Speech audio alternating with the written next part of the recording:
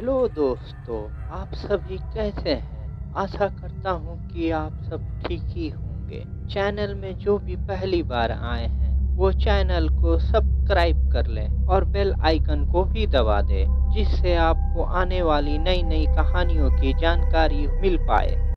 आज की कहानी एक सच्ची घटना पर आधारित है। आप माने या ना माने, पर दुनिया में कुछ ऐसी घटना घटती है जो लोगों को सोचने पर मजबूर कर देती है। आज की कहानी भी कुछ ऐसी ही घटना पर आधारित है, जो एक ऑटो ड्राइवर रमेश और डॉक्टर गुप्ता के बीच घटी थी। यह कहानी आपको दो भागों में सुनाई जाएगी। पहला भाग आप डॉक्टर गुप्ता के द्वारा सुन पाएंगे और दूसरा भाग आप ऑटो ड्राइवर रमेश के नजरिए से जान पाएंगे। चलिए आपको पहला भाग डॉक्टर गुप्ता के द्वारा सुनाया। मैं डॉक्टर गुप्ता अपनी चेम्बर में पेशेंट के कुछ फाइलें पलट ही रहा था कि अचानक दरवाजे पर नॉक करते हुए सिस्टर अंदर आती है और कहती है, सर, आपका पेशेंट को चेक करने का समय हो गया है। सर चलिए, ठीक है, चलो। और मैं सिस्टर के साथ पेशेंट चेक करने के लिए अपने चेम्बर से निकलता हूँ और पेशेंट को चेक करने लग जाता हूँ। चेक करते करते मेरी नज़र एक पेशेंट पर रुकती है जो जाना पहचाना लग रहा था। मैं उस जाने पहचाने पेशेंट की ओर बढ़ता हूँ और पहुंचकर देखता हूँ कि यह ऑटो ड्राइवर रमेश है, जिसने मुझे कल घर ड्रॉप किया था। मैं अपने सामने खड़ी सिस्टर से पूछता हूँ कि इस पेशेंट को क्या हुआ है। सिस्टर अपने हाथों में लिए पेपर की ओर नजर डालती हुई कहती है कि सर, कल रात 2 बजे कुछ लोग द्वारा भर्ती किया गया था और तब से बेहोश ही पड़ा हुआ है। अभी तक होश में नहीं आया है।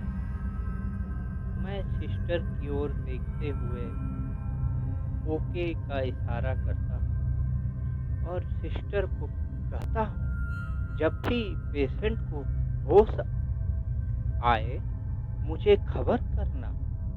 कहते हुए मैं अपने चेम्बर की ओर निकल जाता हूँ। कुछ घंटों के बाद सिस्टर मेरे चेम्बर में आती है और कहती है, सर, पेशेंट को होश आ गया है। सर आप चलिए। पेशेंट के पास पहुंचकर पेशेंट का हाल चाल जानने की कोशिश करता हूँ। ऑटो ड्राइवर रमेश मेरी ओर देखता है और कहता है, सर, वो लड़की। हाँ रमेश, बताओ क्या हुआ तुम्हारे साथ। आइए जानते हैं कहानी का दूसरा भाग, ऑटो ड्राइवर रमेश के नजरिए से। मैं रमेश उस रात की घटना को याद करके आज भी मैं कांप उठता हूँ। मैं अपनी ऑटो में बैठकर अपनी घड़ी की ओर देखता हूँ तो रात के 12 बज रहे थे। मेरे मन में ख्याल आया कि घर की ओर निकलूं कि तभी मेरी ओर वार्ड बॉय को आता देख रुकता हूँ। मन ही मन सोचता हूँ कि कोई मरीज या मरीज के घर वाले घर जाने के लिए ऑटो बुलवाए होंगे, इसलिए वार्ड बॉय मेरी ओर आ रहा है। वार्ड बॉय मेरी ओर आता है और कहता है, रमेश, क्या तुम्हारा ऑटो खाली है क्या? हाँ का जवाब देते हुए वार्ड बॉय को कहता हूँ कि आज मेरी तबीयत थोड़ी ठीक नहीं लग रही है, इसलिए मैं घर जा रहा हूँ। मेरी बात पूरी होने के पहले ही वार्ड बॉय कहता है कि डॉक्टर गुप्ता की कार अचानक खराब हो गया है। तुम सर को घर ड्रॉप कर देना। पर आज मेरी तबीयत ठीक नहीं लग रही है। तुम दूसरे ऑटो वाले के पास कर बात करो। वार्ड बॉय कहता है, 2-3 ऑटो वाले के बात करने के बाद ही तुम्हारे पास आया हूँ। जाना है या नहीं जाना है, बोलो। भाई मेरी तबीयत ठीक नहीं है। वार्ड बॉय बीच में ही बोल पड़ता है कि अरे भाई, तुम्हारे घर के रास्ते में ही डॉक्टर गुप्ता का घर पड़ता है। तुम तो घर जा ही रहे हो, सर को ड्रॉप भी कर देना और अपनी तबीयत के बारे में भी बता देना। शायद डॉक्टर गुप्ता कोई दवा बता दे। ठीक है, जाओ सर को बुला लाओ। इतना कहकर मैं अपने ऑटो में बैठकर डॉक्टर गुप्ता का इंतजार करते करते ये सोचने लगता हूँ कि वार्ड बॉय का कहना सही है। रास्ते में सर से अपनी तबीयत के बारे में कोई दवा पूछ लूँगा। कल अगर तबीयत ठीक नहीं हुआ तो डॉक्टर के चक्कर लगाना पड़ेगा और दवा का खर्चा भी अलग। तभी डॉक्टर साहब आते हैं, ऑटो में बैठते हैं और कहते हैं, चलो मेरे घर का एड्रेस पता है तुम्हें? मैं हाँ कहते हुए अपनी ऑटो स्टार्ट करता हूँ और घर की ओर निकल जाता हूँ। सर अपने फ़ोन में बिजी हो जाते हैं और मैं अपने ऑटो चलाने में। कुछ देर बाद सर की आवाज़ मेरे कानों में पड़ती है, तुम्हारा नाम क्या है? सर रमेश। तुमको कभी देखा नहीं, नए हो क्या? नहीं सर। तुम्हारा घर कहाँ है? सर आपके घर के रास्ते पर जो चौराहा है, राइट लेकर 3 किलोमीटर के बाद जो बस्ती आती है, उसी बस्ती में मैं एक किराए के घर में रहता हूँ। सर एक प्रॉब्लम है। सर का जवाब आता है, क्या? सर 1-2 दिनों से मेरी तबीयत ठीक नहीं चल रही है, कोई दवा है तो बता दीजिए। सर का जवाब आता है, तुम्हें हुआ क्या है, खुल के बताओ। सर 2-3 दिनों से कंटिन्यू ऑटो चला रहा हूँ, ठीक से सो भी नहीं पाया, बॉडी में दर्द भी है और हल्की सी बुखार भी है। सर कहते हैं, कोई बात नहीं, मैं दवा लिख देता हूँ। मौसम बदल रहा है, इसलिए यह ऐसा होता है। दवा की पर्ची देते हुए कहते हैं, सुबह के खाने के बाद और रात के खाने के बाद एक-एक गोली ले लेना, ठीक हो जाओगे। दवा की पर्ची अपनी शर्ट की जेब में रखते हुए सर की घर की ओर बढ़ ही रहा था कि अचानक मेरे कानों में एक लड़की की आवाज़ पड़ती है, ऑटो, ओ ऑटो वाले भाई साहब, रुकिए। ऑटो की रफ्तार धीरे करते हुए बैक मिरर में मैं देखता हूँ कि एक लड़की ऑटो की ओर भागती आ रही है। ऑटो रास्ते के साइड में रोकता हूँ। सर पूछते हैं, रमेश ऑटो में कोई प्रॉब्लम है क्या? नहीं सर, एक लड़की ऑटो रुकवा रही थी, इसलिए तब तक लड़की भी ऑटो के सामने पहुँचती है और कहती है, ऑटो खाली है क्या भाई साहब? मेरा जवाब ना में देने से पहले ही लड़की कहती है, भाई साहब बहुत प्रॉब्लम में हूँ, आप मुझे शांति निवास ड्रॉप कर देंगे? मैडम पर हम शांति निवास नहीं जा रहे हैं, आप दूसरा ऑटो देख लीजिए। मैडम ने कहा रात के 12:30 बज रहे हैं, दूसरा ऑटो कब मिलेगा पता नहीं, प्लीज आप शांति निवास ड्रॉप कर दीजिए ना। तब तक सर बीच में ही बोल पड़े, रमेश ड्रॉप कर दो, लड़की बहुत परेशान दिख रही है।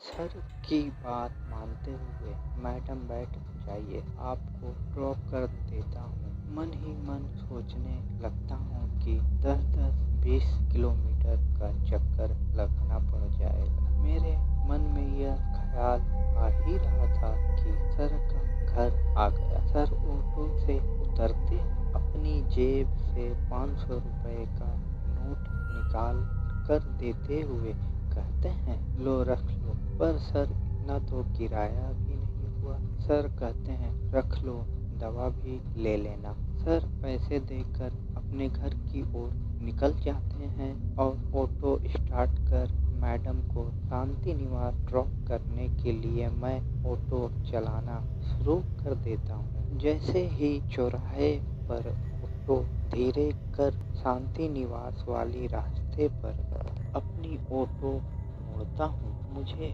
अपनी घर जाने वाली रास्ते पर नजर पड़ती है और मैं सोचने लग जाता हूँ कि अगर सर ने मैडम को घर ड्रॉप करने की बात ना कही होती तो मैं भी कुछ ही देर में घर पहुंचकर आराम कर। पर कोई बात नहीं, मैडम भी तो प्रॉब्लम में है ना, 1 घंटे लेट ही सही। इतनी सारी बातें मेरे मन में चल ही रही थी कि मैं मैडम का प्रॉब्लम पूछना ही भूल गया। तब मैंने मैडम से पूछा, मैडम आपका प्रॉब्लम क्या है, आप इतनी परेशान दिख रही हो। तब मैडम ने बताना शुरू किया, मैं अपनी नाइट शिफ्ट की ड्यूटी कॉल सेंटर में पूरी कर ही रही थी कि अचानक मेरे मोबाइल पर घर में काम करने वाली काम वाली बाई का फोन आता है। काम वाली बाई कहने लगती है, आपके पापा की तबीयत अचानक बहुत ज़्यादा खराब हो चुकी है, आपको याद कर रहे हैं और आपका नाम बार बार लिए जा रहे हैं। मैडम आप तुरंत घर आ जाइए। पर मैडम कॉल सेंटर में काम करने वालों को लाने और ले जाने की सुविधा होती है ना मैडम? हाँ होती तो है और मैं गई थी, पर वहाँ देर हो रही थी, इसलिए मैंने रास्ते पर आकर ऑटो लेने का सोचा। पर मैडम आपने पहले क्यों नहीं बताया कि आपके पापा की तबीयत खराब है? क्योंकि आपके बगल में बैठे सर डॉक्टर गुप्ता थे। भाई साहब 15 मिनट से रास्ते में खड़ी ऑटो का इंतजार कर रही थी। प्रॉब्लम में लोग बहुत सारी बातें भूल जाते हैं। मैडम चिंता मत करिए, आपको जल्दी घर पहुंचा दूंगा। पर मैडम आपके पापा को क्या हुआ है, क्या आप बताइएगा? पर मैडम आपके पापा को क्या हुआ है, क्या बताऊं आपको? आप बताना चाहती है तो ठीक है, नहीं तो रहने दीजिए। मैडम अपने माथे से पसीना पोंछते हुए बताना शुरू करती है, 10 साल पुरानी घटना है। पापा नई कार घर लेकर आए थे। हम सब बहुत खुश थे। पापा ने कहा, आज शाम हम सब बाहर घूमने जाएंगे। पापा की बात सुन कर मैं बहुत खुश हुई और पापा से कहा, पक्का ना पापा? पापा ने कहा, हाँ हाँ, जाओ अपनी मम्मी को भी बता दो। पापा की बात सुन मैं दौड़ी दौड़ी किचन में गई और मम्मी को आज शाम बाहर घूमने जाने की बात बताने लगी। मम्मी ने कहा, तुम्हारे पापा को कार चलाना ही नहीं आता? नहीं मम्मी, पापा को कार चलाना आता है। कहते हुए दौड़ती हुई पापा के पास गई और कहने लगी, पापा पापा मम्मी कह रही है कि आपको कार चलाना नहीं आता। नहीं बेटा, मुझे कार चलाना आता है, तुम्हारी मम्मी को ही नहीं आता कार चलाना। तब तक मम्मी किचन से आती है और कहने लगती है, 2-3 दिन पहले ड्राइविंग स्कूल गए और आज कार खरीद लाए। पहले जाइए कार चलाना अच्छी तरीका से सीख लीजिए, फिर बाहर घूमने जाने की बात करिएगा।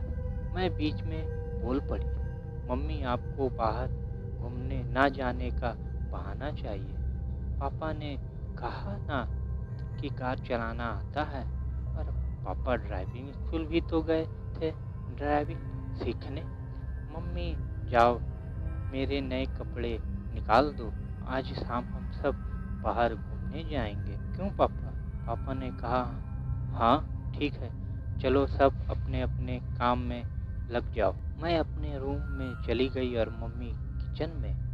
शाम को हम सब तैयार होकर बाहर घूमने जा रहे थे कि मम्मी ने पापा से कहा आप कार चला लीजिएगा ना। पापा ने कहा हाँ चिंता मत करो, कार मैं धीरे धीरे चलाऊंगा।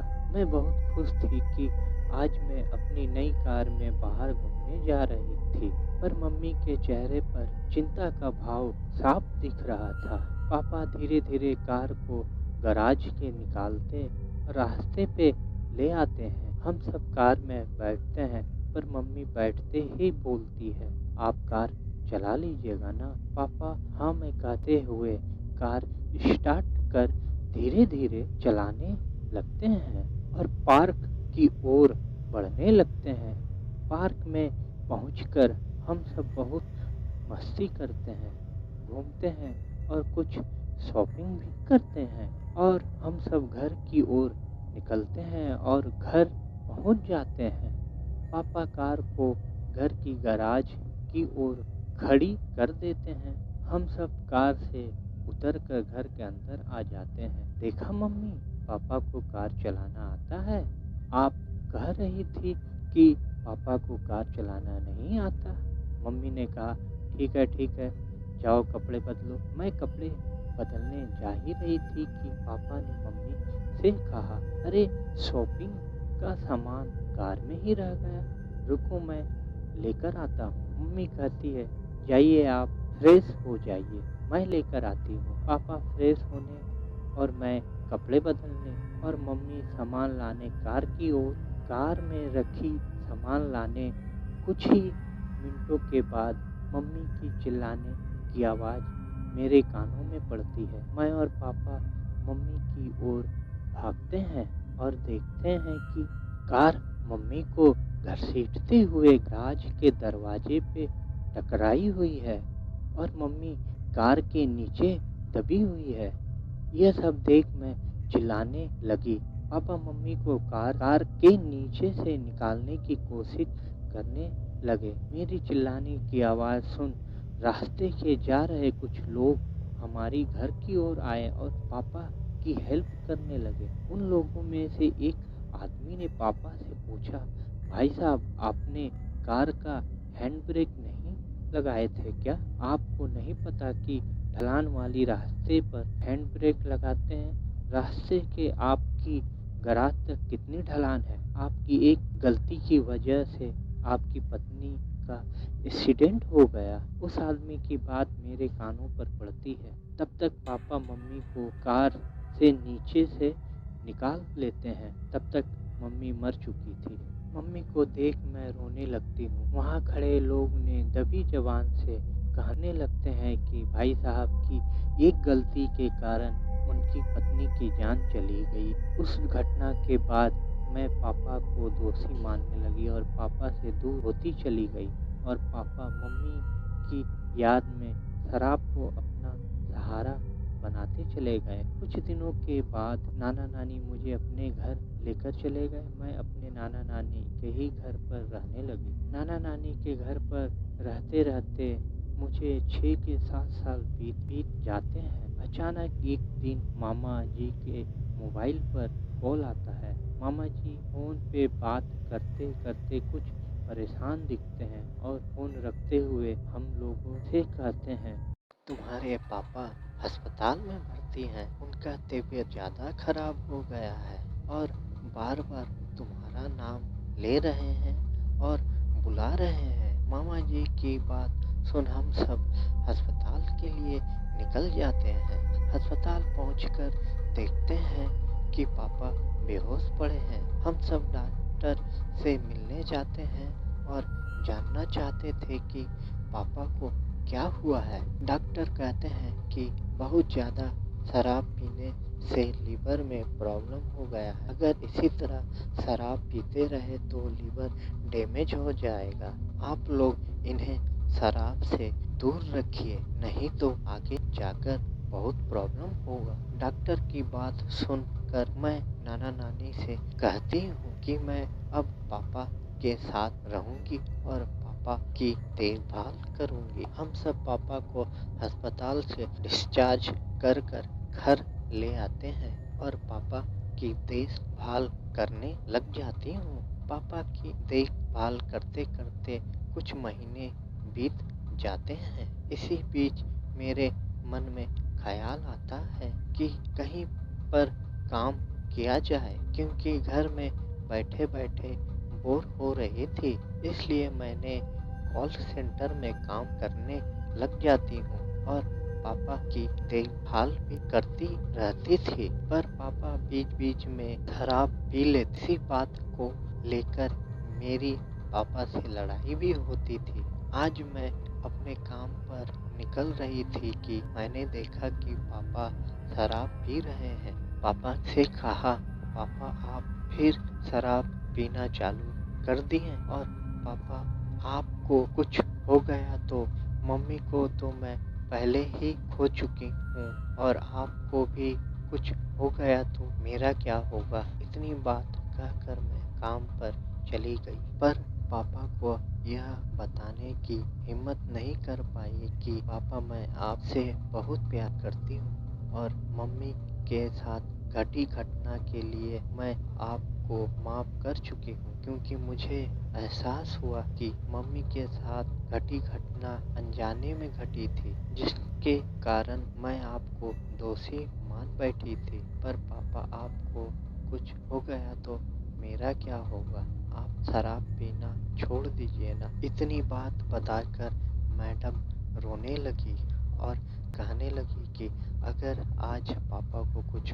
हो गया तो मैं बता ही नहीं पाऊंगी कि मैं पापा आपसे कितना प्यार करती। मैडम अपनी घर की ओर इशारा करते रुकने के लिए कहती है। उतरते हुए अपनी बैग में हाथ डाल अपनी पर्स को ढूंढते हुए कहती है, भाई साहब किराया कितना हुआ है। मैडम 150 रुपए। मैडम अपनी बैग के हाथ निकालते हुए कहती है, लगता है कि मैं अपना पर्स जल्दी जल्दी में ऑफिस में भूल गई। भाई साहब आप रुकिए, मैं घर से पैसे ला कर देती। मैंने कहा कोई बात नहीं। मैडम घर की ओर चली जाती है और मैं मैडम का इंतजार करने लग जाता हूँ। इंतजार करते करते 10 से 15 मिनट बीत जाते हैं, पर मैडम नहीं आती है। पर मन में ख्याल आता है कि मैडम प्रॉब्लम में थी इसलिए भूल गई होगी, छोड़ो रहने दो। मैं अपने घर की ओर निकलूं। जैसे मैंने अपना ऑटो स्टार्ट करता हूँ कि मैडम बता रही थी कि उनके पापा की तबीयत ज़्यादा खराब है। अगर मैडम को ऑटो की ज़रूरत हुई तो इतनी रात को मैडम कहाँ ऑटो मिलेगा। चलो इसी बहाने मैडम से पूछ लेता हूँ कि कोई बड़ी प्रॉब्लम तो नहीं है।